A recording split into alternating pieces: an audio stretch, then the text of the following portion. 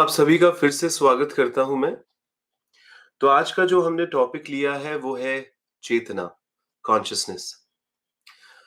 और हम इस पड़ाव को चालू करने से पहले आप सभी से गुजारिश करेंगे कि अपने डीपर आई में आइए। डीपर आई का मतलब है जैसे ही हम सजग हो जाते हैं अपने थॉट्स को लेकर, अपनी अवेयरनेस को लेकर कि हमको क्या सुनाई दे रहा है, हमको क्या दिखाई दे रहा है, हमारे को अपने शरीर के अंदर किस तरीके से महसूस हो रहा है, तो हम प्रेजेंस में आ जाते हैं दोस्त। और फिर हम अपने शरीर को, अपने मन को एक डिस्टेंस से ऑब्जर्व कर सकते हैं। जो आज का टॉपिक है चेतना, कॉन्शियसनेस, ये टॉपिक मेरे दिल के बेहद करीब है दोस्तों।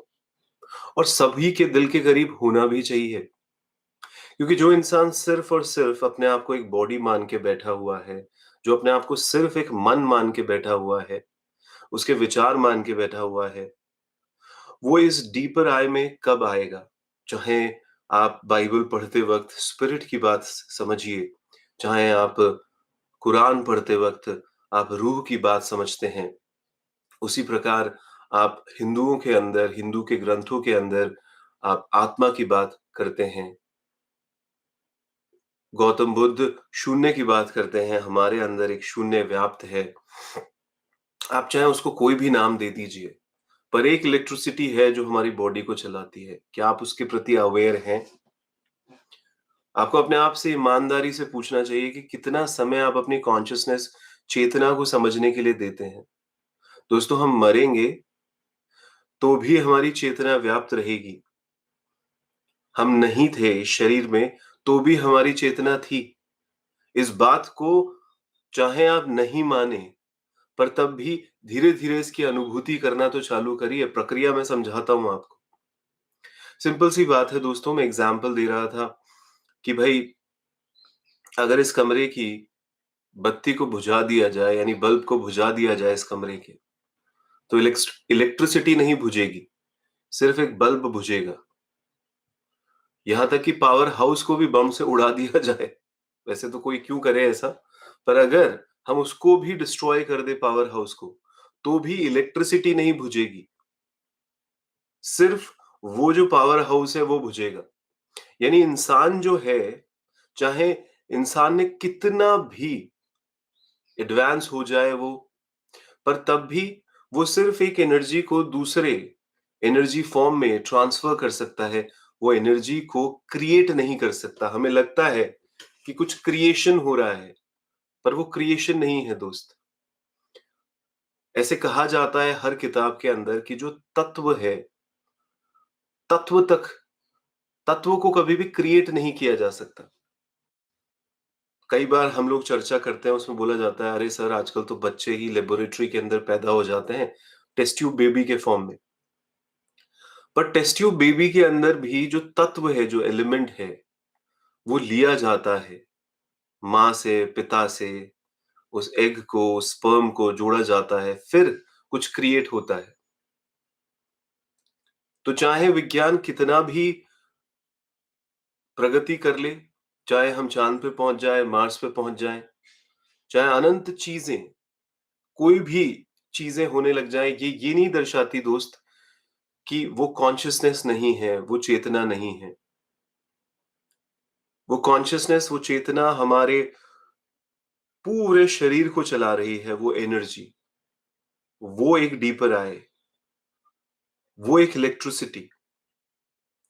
और जितना हम इसके प्रति अवेयर होंगे कि मैं हाथ नहीं हूं, ये मेरा हाथ है, कोई इस हाथ को चलाता है, और मैं मस्तिष्क नहीं हूं, मेरे पूरे मस्तिष्क को भी कोई चलाता है, मेरे कोई मन को भी चलाता है। कोई इसके बियॉन्ड है, कोई एक एनर्जी है जिसको मैं निरंतर महसूस कर सकता हूं अवेयरनेस के अंदर, प्रेजेंस के अंदर। मेरी सांस भी जो अंदर आ रही है, बाहर आ रही है, जैसे ही मैं उसको ऑब्जर्व करूंगा, मुझे इस बात की जानकारी होगी दोस्त। अब सिंपल सी बात है, इस कॉन्शियसनेस का हम कर क्या सकते हैं? किस तरीके से इस पर आगे बढ़े? पहली बात तो आपको ये एस्टैब्लिश करना बेहद जरूरी है अपने दिमाग के अंदर दोस्त। इस बात को आप एस्टैब्लिश करिए कि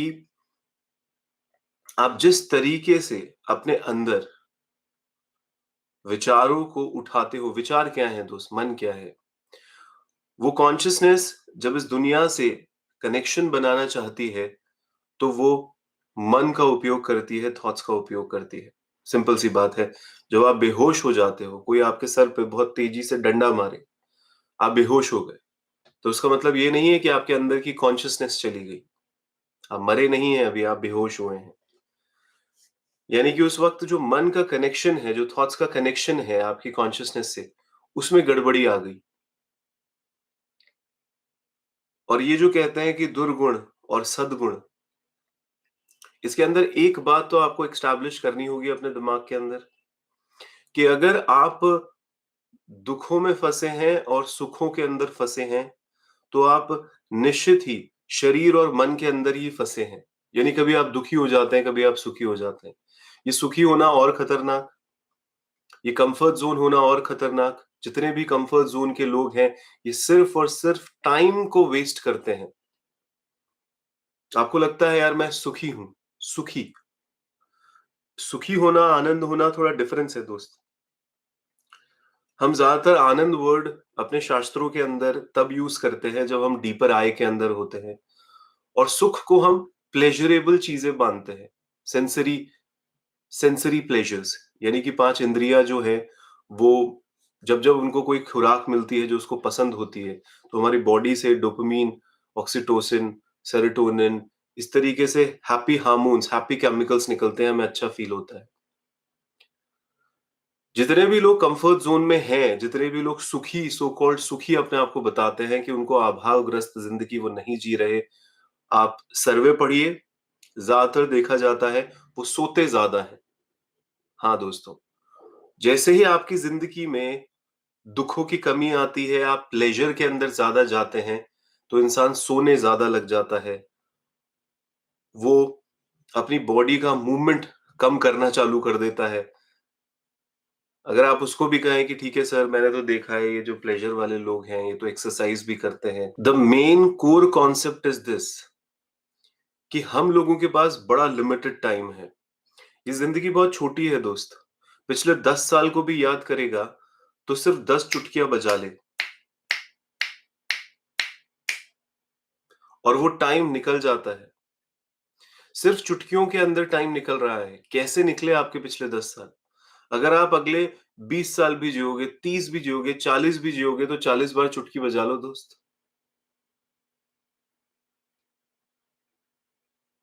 तो रामकृष्ण की जब हम किताब पढ़ते हैं, तो वो कहते हैं कि अरे,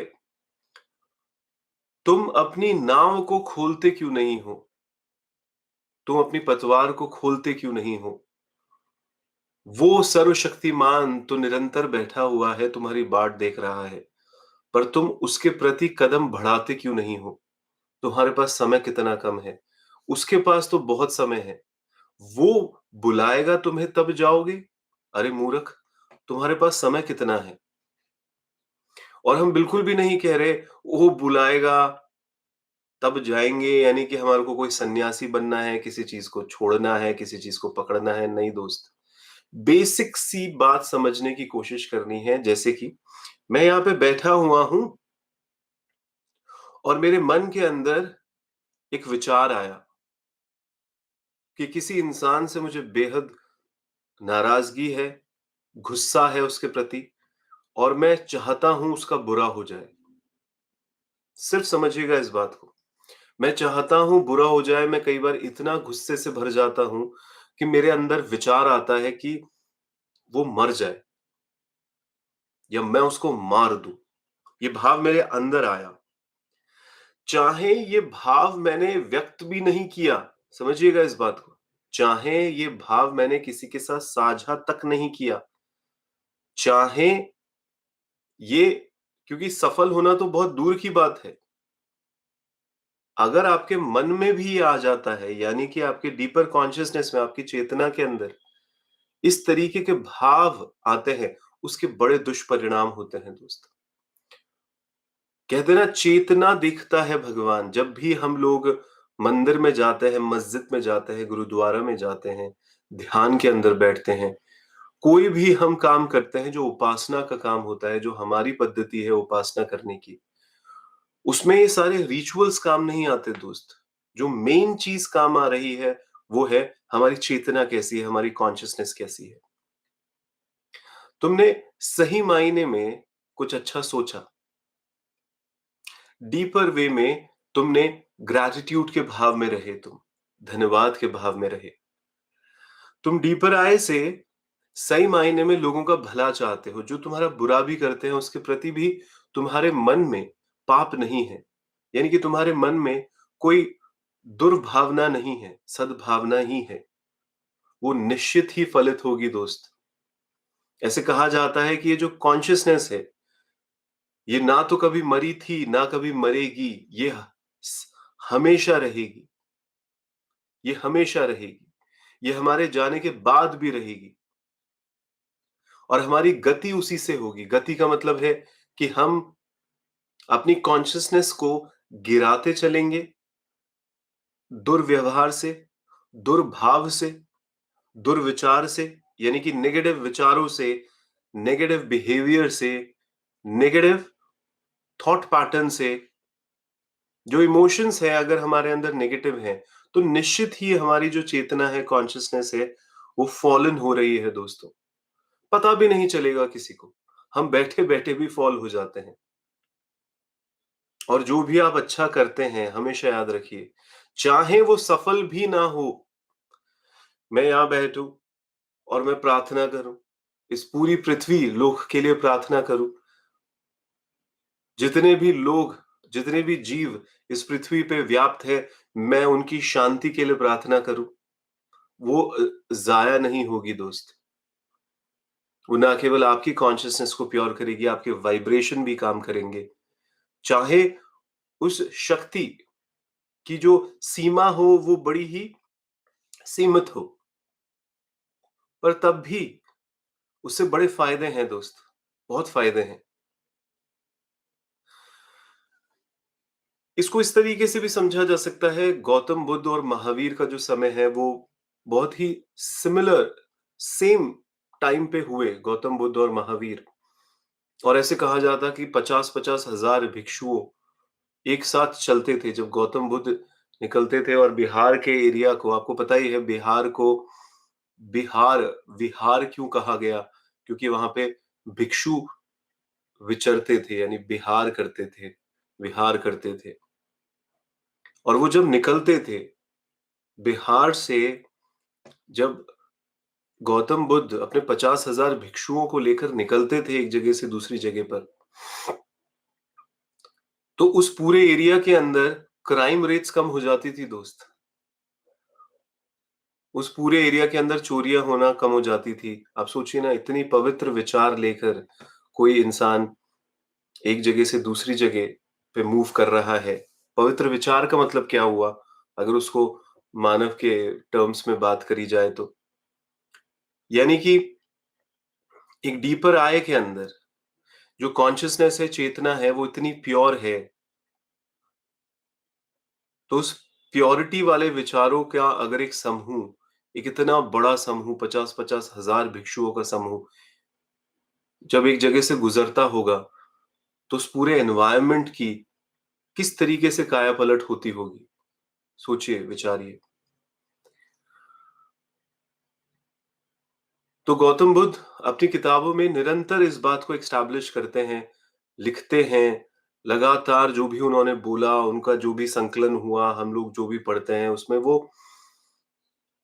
कहते हैं कि भाई, तुमने अगर कभी भी अपने अंदर से कोई भी संकल्प लिया, चेतना से, कॉन्शियसनेस से, जो एक पॉजिटिव संकल्प है, तो वो कभी भी फालतू नहीं जाएगा, वो कभी भी फालतू नहीं जाएगा दोस्त।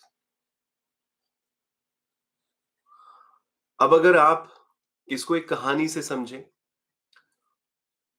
गौतम बुद्ध से एक राजकुमार ने दीक्षा ली। सारे गौतम बुद्ध के जो शिष्य थे, वो बहुत ही आश्चर्यचकित हुए कि इतना ज्यादा अय्याश किस्म का और निपट गंवार, गंवार इन द सेंस कि लंपट टाइप इंसान, अगर आप इसको समझते हैं तो, एकदम लंपट किस्म का इंसान। उससे ये तो उम्मीद की जा सकती थी कि वो किसी को मार देगा जान से। उससे ये तो उम्मीद की जा सकती थी कि वो किसी का शोषण करेगा। पर ये उम्मीद नहीं की जा पा रही थी कि वो दीक्षा ले लेगा। पर उसने दीक्षा ली। तो गौतम बुद्ध से उनके शिष्यों ने पूछा कि इस तरीके से लंपट राजकुमार ने दीक्षा कैसे ले ली? तो गौतम बुद्ध कहते हैं कि मुझे इसके पिछले जन्म पता है। पिछले जन्म में ये हाथी हुआ करता था। जो भी शिष्य थे वो भी आश्चर्यचकित हुए, क्योंकि जब वो राजकुमार चलता था तो भी एक मदमस्त हाथी की चाल में उसको ऑब्जर्वेशंस होता था उसका कि ये ऐसे कैसे चलता है ये अलग ही चाल में। तो गौतम बुद्ध कहते हैं कि ये पिछले जन्म में हाथी था, और एक बार जंगल के अंदर आग लग गई तो एक पेड़ के नीचे खड़ा हुआ हाथी, इसने जैसे ही पैर उठाया अपना, एक खरगोश ने इसके पैर के नीचे आकर शरण ले ली, जिससे वो आग से बच पाए। पूरा जंगल जल रहा था, पर हाथी एक और पैर बढ़ाता तो वो खरगोश पे पड़ता, तो हाथी वहीं रुक गया। और इसी दौरान हाथी के पूरे शरीर ने आग पकड़ ली और वो वहीं मर गया। तो गौतम बुद्ध इसको समझाते हैं कि सिर्फ वो विचार, सिर्फ एक जो डीपर आई से, उस हाथी के कॉन्शियसनेस से, उस चेतना से जो एक भाव जागा कि मैं इस खरगोश पे पैर ना रखूं, ये मेरी शरण में आया है, और उसी दौरान हाथी की मृत्यु हो जाना, सिर्फ इस पॉजिटिव एक डीपर आय के संकल्प को भी, जब उसकी चेतना एक हाथी से निकलकर एक इंसान की चेतना के अंदर आई, एक इंसान के अंदर आई, तो वो जो भाव है वो कभी ना कभी फलित होना था। हम इस बिहार से जब गुजर रहे हैं और हम, हमारा जो इलेक्ट्रिसिटी है, यानी हमारी जो चेतना का जो एक रोशनी है, उसके संग में आते ही इसके मन में एक विचार आया ही होगा, इसके मन में एक संकल्प आया होगा कि मैं दीक्षा ले लेता हूं। पर कई बार आप समझिएगा, ये जो शरीर है, ये मन है, ये हम पे बहुत हावी रहता है। बहुत हावी रहता है दोस्तों, मैं आपको बता देता हूँ। जब भी आप कॉन्शियसनेस की बात भी करोगे, तो भी इंसान को आलस आएगा। वो बोलेगा, अरे इन सब चीज़ों से क्या है, पहले तो पैसा कमा लेते हैं, जीवोपार्जन कर लेते हैं। निश्चित ही जीवोपार्जन इम्पोर्टेंट है, पर आप पूरे दिन में कितना समय निकालते हैं इस चीज़ को लेकर दोस्त? कितना समय निकालते हैं अपनी चेतना के प्रति, अपनी कॉन्शियसनेस के प्रति? हम तो सजग ही नहीं है, हमें तो ये तक भी नहीं पता कि हम बॉडी और माइंड के बियॉन्ड है। हमारे अंदर एक डीपर आई है जिसके प्रति हमारे को अवेयरनेस रखनी है। मैं कहता हूँ ना, आप घोर अंधेरे के अंदर एक सफर कर रहे हो डर-डर के, और एकदम से बिजली कौंधती है, कुछ क्षण के लिए ही, तो उसकी जो रोशनी होगी, उससे घोर अंधेरे के अंदर भी एक रास्ते की समझ आती है दोस्त। चाहे वो बिजली फिर वापस ना आए, तो भी उस रास्ते की समझ आती है। तो ऐसे ही उस राजकुमार के साथ हुआ होगा। पर उस कहानी के अंदर ये भी देखा गया कि राजकुमार जब पूरी रात पेड़ के नीचे सोया, क्योंकि जब ये भिक्षु होते थे 50,000 के करीबन, तो जो बुजुर्ग भिक्षु होते थे वो तो भवन के अंदर सोते थे, और फिर उसी प्रकार से जो कम बुजुर्ग होते थे वो बाहर सोते थे बरामदे में, और फिर जो कम बुजुर्ग होते थे वो बाहर पेड़ों के आसपास सोते सोते थे। तो पूरी रात ये जो राजकुमार है, दीक्षा लेने के बाद पेड़ के नीचे जब सोया तो मच्छर काटे, किसी की आहट हुई तो उसकी नींद खुली, परेशान हो गया, और उसने डिसाइड कर लिया कि भाई मुझे तो ये दीक्षा नहीं लेनी, मैं तो सुबह जाके गौतम बुद्ध को मना कर दूंगा। वो गौतम बुद्ध के पास सुबह गया। गौतम बुद्ध ने कहा, मुझे पता है तुम किस लिए आए हो। तो राजकुमार ने कहा कि नहीं, तुम्हें, आपको नहीं पता, आपको तो लग रहा होगा मैं दीक्षा की लेने के बाद का जो ज्ञान है वो लेने आपके पास आया हूँ, पर ऐसा नहीं है। तो गौतम बुद्ध ने कहा, मुझे सब पता है, तुम बस आंखें बंद करो। और उस क्षण ही जैसे राजकुमार ने आंखें बंद करी, तो उसको एकदम से एहसास हुआ, एक रेवलेशन आया।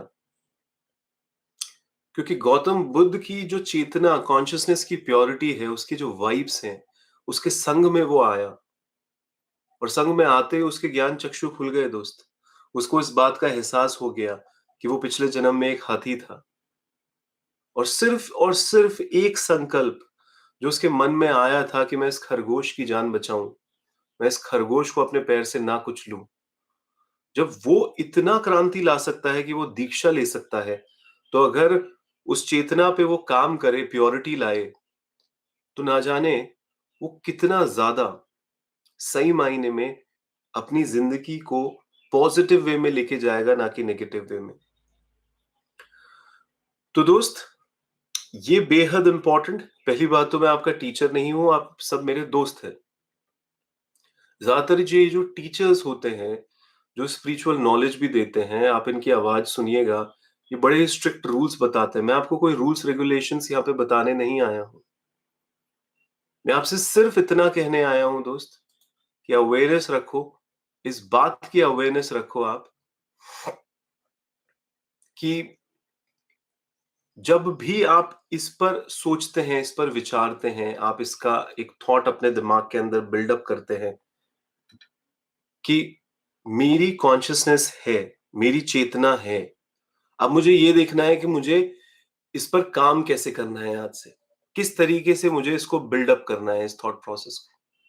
और हमने आपको बताया चेतना को, चेतना का जो तत्व है, उसको कभी भी दोस्त मिटाया नहीं जा सकता। वो एक फॉर्म से दूसरी फॉर्म में तो तब भी जाएगी, उससे कोई कंपाउंड बनाया जा सकता है, पर उसको मिटाया नहीं जा सकता।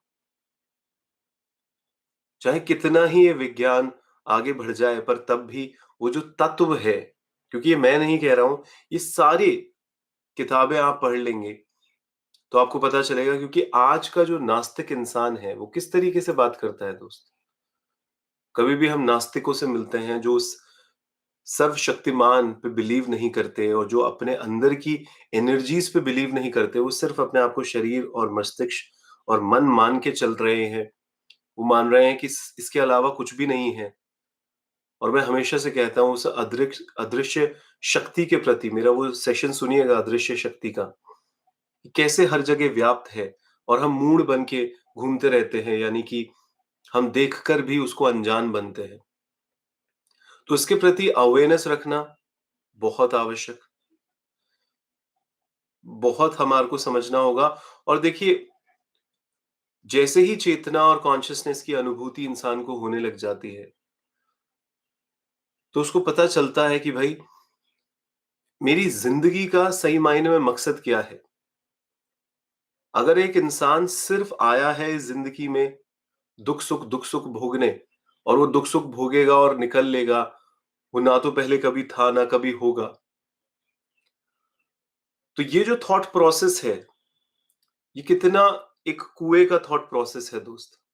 इस कुएं के थॉट प्रोसेस से तो हमारे को अलग हटना ही होगा। और जैसे ही हम उस चेतना कॉन्शियसनेस के प्रति अवेयर होते हैं, तो हमें समझना होगा कि उसको प्योरिटी पे लाया कैसे जा सकता है। गौतम बुद्ध निरंतर समझाते हैं कि भाई, शुद्ध बुद्धि में जो है, यानी विचारों से परे जब अपनी कॉन्शियसनेस को ऑब्जर्व भी करते हैं हम, तो रियलिटी में हम वही करते हैं जो कॉन्शियसनेस हम चाहती है। कई बार ये जो विचार होते हैं, ये विचार इतने ज्यादा हो जाते हैं कि हमारे दिमाग के अंदर एक मेंटल नॉइसेस भर जाती हैं, और हम उसी के अंदर फंस के रह जाते हैं। हम उसके बियॉन्ड जाके उस डीपर आई को महसूस नहीं कर पाते। हमारी बॉडी इतनी पेन बॉडी बन जाती है, इतने केमिकल रिएक्शंस जो हो रहे हैं, happy chemicals, sad chemicals, cortisol, stress chemical, इन सब के अंदर हम इतने ग्रस्त हो जाते हैं कि हम इस पेन बॉडी को समझ नहीं पाते हैं, और इसके बियॉन्ड डीपर आई के प्रति अवेयर नहीं होते हैं।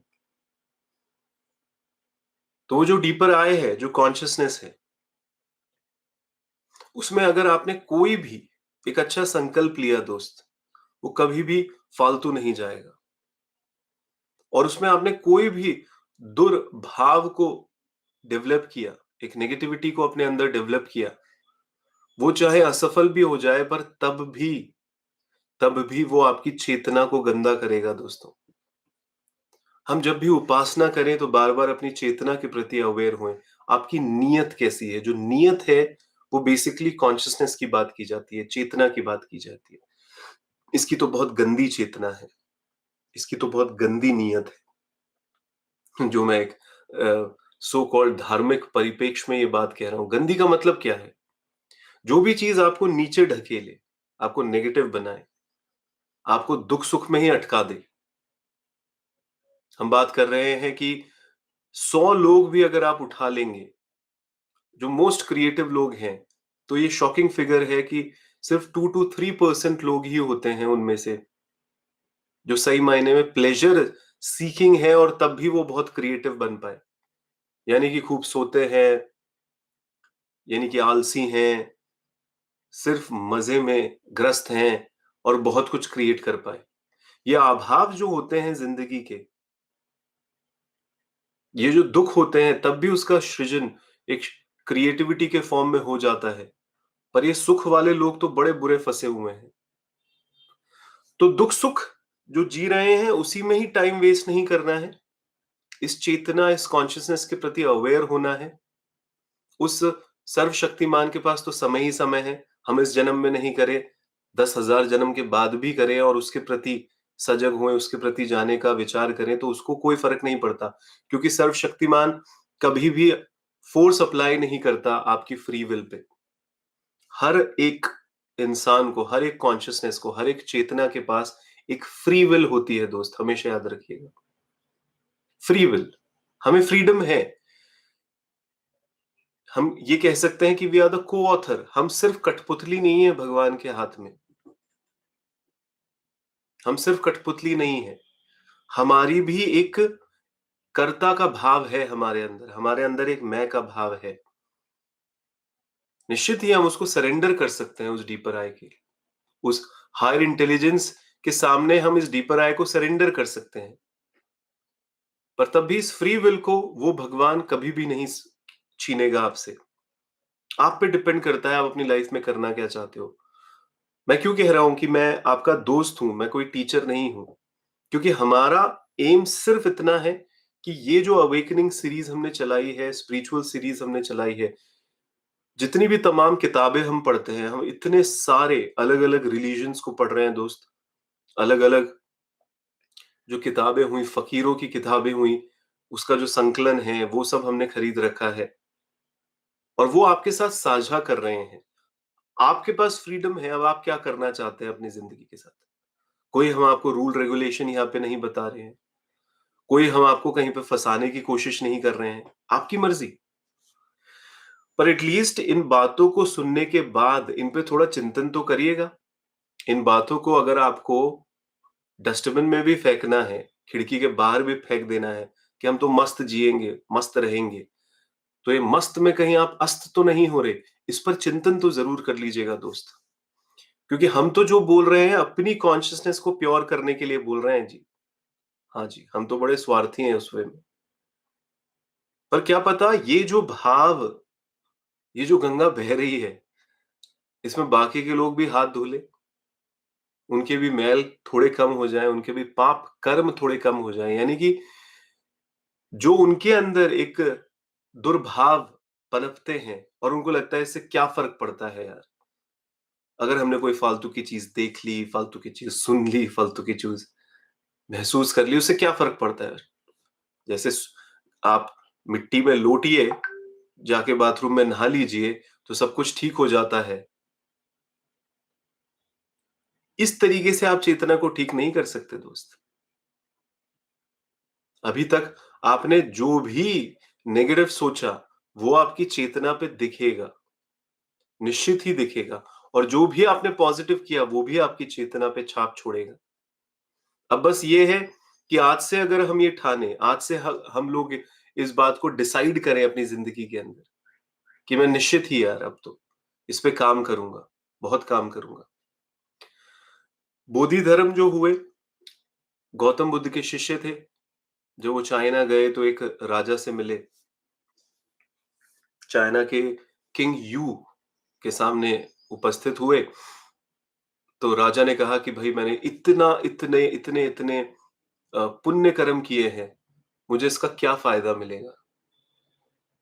तो बोधि धर्म ने कहा कि पुण्य भी कर रहे हो और उसका अहंकार अगर तुम्हारे अंदर आ गया तो तुम्हें कुछ नहीं मिलेगा। इस दिल को वासना रहित रखो, कामना रहित रखो, और फिर अपने अंदर इस एम्प्टी हार्ट, एम्प्टी जो कॉन्शियस, क्योंकि कॉन्शियसनेस डीपर आई क्या है दोस्त? एक प्योर कॉन्शियसनेस है, एक कहते हैं ना बिल्कुल क्लीन कॉन्शियसनेस जो होती है, उसके अंदर एक संकल्प आता है उस हायर इंटेलिजेंस का, क्योंकि हम सबका एक स्वय धर्म है। उस हायर इंटेलिजेंस ने हमारे को किसी धर्म के लिए भेजा है इस संसार के अंदर। बहुत सारे विचारों के कारण, बहुत सारी पेन बॉडी के कारण वो जो प्योर कॉन्शियसनेस है, चेतना है, वो इम्प्योर हो जाती है। हम सही मायने में अपना एक्सप्रेशन इस दुनिया में नहीं छोड़ पाते हैं। लोग किस तरीके से छोटी-छोटी गतिविधियों में फँस जाते हैं दोस्त। आप देखिएगा पिछले 10 साल में आपका कितना समय बर्बाद हुआ होगा इस कम्फर्ट्स के कारण। आपका कितना समय बर्बाद हुआ होगा दोस्तों, क्योंकि सिर्फ आप मस्ती मज़े में फँस गए अपनी ज़िंदगी के अंदर। यानी दुःख को बहुत दुःख मान बैठे, सुख के अंदर फँस गए, उसका एन्जॉयमेंट में आप ग्रसित हो गए और आपने सही मायने में अपनी डीपर आई को नहीं समझा। हायर इंटेलिजेंस के जो मैसेजेस हैं, जो सिग्नल हैं, उनको कैच नहीं किया। अपने एक्सप्रेशंस नहीं दिए कि रियलिटी में मरने से पहले इस दुनिया के लिए क्या करके जाएँगे आप? आपका ज़िंदगी का लक्ष्य क्या है? आपका पर्पस क्या है? उसको आपने नहीं समझा। तो जितना आप उसके प्रति अवेयर होंगे, उतना आपको ये समझ में आएगा कि जो सबसे बड़ा सत्य है, वो तो वही हो सकता है ना जो परमानेंट है। ऐसी कोई चीज़ क्यों करें हम अपनी ज़िंदगी के अंदर जो टेम्परेरी है दोस्त, बहुत टेम्परेरी है। तो आप कितना ही अच्छा खाना खा लें, कितना टेम्परेरी है। आप कितने ही अच्छे कपड़े पहन लें, कितने टेम्परेरी हो जाते हैं। आप बड़ी से बड़ी पार्टी में चली जाइए। आप कोई भी सेंस परसेप्शन, यानी ये जो इंद्रियाँ हैं, इनके परसेप्शंस को अवेयर होकर इनकी तृप्ति करिए, यानी ग्रैटिफिकेशन करिए। वो कितना टेम्परेरी होगा। आप आज रात को सेक्स करेंगे, फिर सुबह काम वासना खड़ी हो जाएगी, 1-2 दिन बाद फिर से काम वासना खड़ी हो जाएगी, किसी की 1 वीक बाद, 1 मंथ बाद खड़ी हो जाएगी। आप कुछ खा लेंगे, फिर आपको दूसरे दिन वापस से उसी तरीके से तलब मचेगी कुछ खाने की। कब तक? कब तक इसी में फँसे रहोगे दोस्त? सो लीजिए आप, 8 घंटा सो लीजिए, 9 घंटा सो लीजिए। फिर दूसरे दिन 8 घंटा, 9 घंटा, फिर तीसरे दिन 8 घंटा, 9 घंटा, कब तक? आखिर कब तक? तो सर क्या सोए नहीं क्या? सर क्या खाए नहीं क्या? सर क्या सेक्स नहीं करे? कुछ भी नहीं कह रहे दोस्त, ऐसा ना करें, पर इसमें फँस के मत रह जाइए। बॉडी, माइंड के बियॉन्ड आके परसेप्चुअल पोजिशनिंग, यानी थोड़ा-सा डिस्टेंस लेकर ऑब्जर्व करने लग जाइए कि मैं शरीर नहीं हूँ, मन नहीं हूँ, मैं उसके बियॉन्ड एक कॉन्शसनेस हूँ। उसकी खुराक देता हूँ क्या? उसको प्योर करने में लगा हुआ हूँ क्या?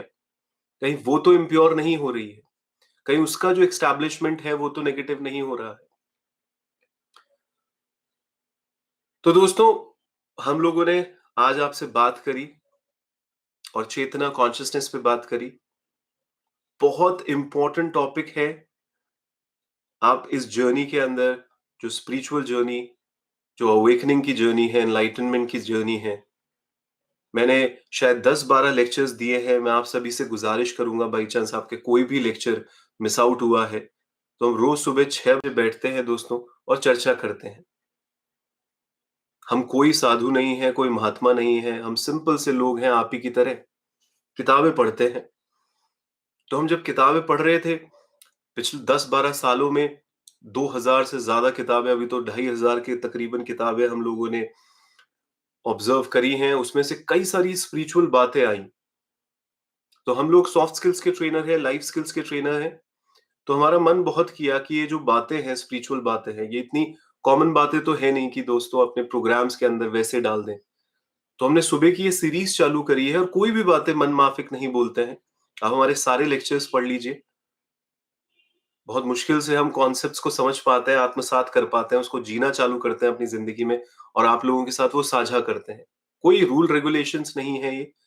आप सुनिए इनको ध्यान से, आप देखिए, क्या आप अपनी चेतना में क्या परिवर्तन महसूस कर पा रहे हैं।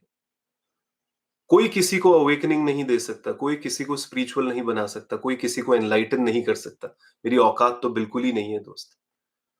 हम सिर्फ उस हायर इंटेलिजेंट नॉलेज को सिंपल भाषा में आप तक लेके आ रहे हैं। आप सुनिए उसको और आप देखिए ना कि आपकी उपासना का रास्ता क्या है। हो सकता है आपको गौतम बुद्ध, किसी को महावीर, किसी को मुस्लिम धर्म तो किसी को हिंदू धर्म, तो किसी को दोस्तों सही मायने में एक सूफिज्म। क्योंकि जब हम ये सारे पढ़ते हैं, हम कबीर को पढ़ते हैं, हम वाहेगुरु को पढ़ते हैं, हम गुरु गोबिंद सिंह के बारे में समझते हैं। सबका अपने-अपने तरीके थे, पर सबसे इम्पोर्टेंट चीज़ थी कि वो अपनी कॉन्शसनेस, चेतना के प्रति अवेयर हुए। उन्होंने एक रास्ता फ़ॉलो किया, जो हो सकता है समय, परिस्थिति, परिवेश में अलग-अलग हो, पर तब भी उन्होंने एक रास्ता फ़ॉलो किया और वो उस कॉन्शसनेस के फ्लो में आए, उसको प्योरिटी के लिए निरंतर सजग रहे उसकी प्योरिटी के लिए। आप अपनी चेतना के लिए कितना प्योर है? अपने आप से ईमानदारी से सवाल करिएगा। पिछले के जो लेक्चर्स हैं अगर बाय चांस मिस किए हैं उसको ज़रूर सुनिएगा। थोड़ा नोट्स बनाना चालू कर दीजिए। एक आध्यात्मिक कॉपी बना लीजिए। स्पिरिचुअल कन्वर्सेशंस विद आदि। और हम आपको मौका देंगे कि आप सवाल पूछ सकते हैं। अभी हम एक फ्लो में आ रहे हैं। थोड़े दिनों में हम क्यू&ए भी चालू करेंगे। वीक में 1 बार हम लोग सवाल-जवाब लेंगे। हम चाहते हैं कि आप में से जो भी वॉलंटियर करना चाहे इस काम के लिए तो 9024023331 पे आप मैसेज भी ड्रॉप कर सकते हैं। वॉलंटियर वर्क बड़ा सिंपल सा होगा दोस्त, कि ये जो भी बातें बताई जा रही है इसके नोट्स मेकिंग करने में अगर आप मदद कर पाएँ तो आप वो कर सकते हैं। आप में से जो लोग इच्छुक हैं कि वो मेरे से क्यू&ए करें, क्वेश्चन एंड आंसर्स करें, तो हम चाहते हैं कि आप हमें दिखें। तो उसके लिए हम ज़ूम मीटिंग का एक लिंक आपके साथ शेयर कर देंगे। हम 7 दिन में या 15 दिन में एक छोटा-सा ग्रुप बनाकर जो भी बातें हमने करी है उसकी मैंडेटरी बस ये होगा कि आपको सारे लेक्चर्स सुनने हैं। सारे लेक्चर्स सुन के आ जाइए और फिर जहाँ पे भी आपको कोई भी कन्फ्यूजन है, वो आप पूछ लीजिए बिकॉज़ मॉर्निंग आवर्स में क्यू&ए लेना इज़ नॉट पॉसिबल ऐसे 6 ओ क्लॉक। पर आप तो निरंतर 6 बजे बैठ जाइएगा और बैठकर जो भी बातें हम कर रहे हैं, उस पर चिंतन करिएगा। कभी ऐसे लाइव वे में चिंतन कर लीजिए, सुनते-सुनते और कभी मैं नहीं हूँ, तो पुराने वीडियोज़ देखकर या जो नोट्स आपने बनाए हैं, उसके प्रति अवेयर होकर। वैसे हम आपको प्रॉपर नोट्स भी प्रोवाइड करवा देंगे, ये जो भी बातें हम आपको बताते हैं, उसके लिए हमारे को थोड़े वॉलंटियर्स चाहिए दोस्तों। ये बिल्कुल वॉलंटियर काम है।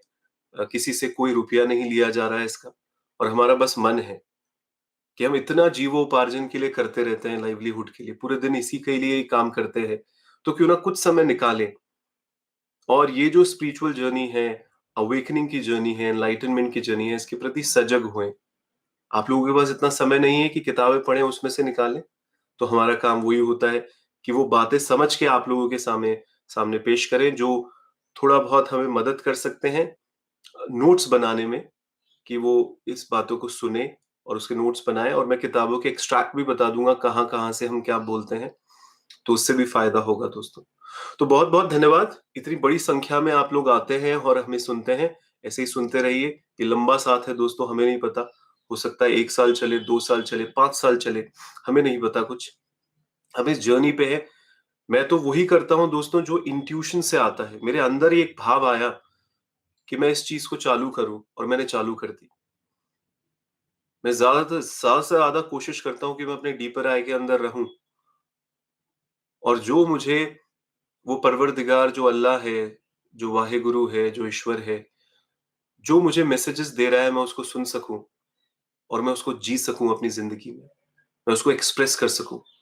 क्योंकि मुझे पता है मेरा लाइफ पर्पस चाहे मैं ना जानूँ वो ज़रूर जानता है और जैसे ही मैं इस मन और इस बॉडी के बियॉन्ड आऊँगा डीपर आई के अंदर, तो मुझे पता चलने लग जाता है कि वो हायर इंटेलिजेंस मुझसे चाहता क्या है।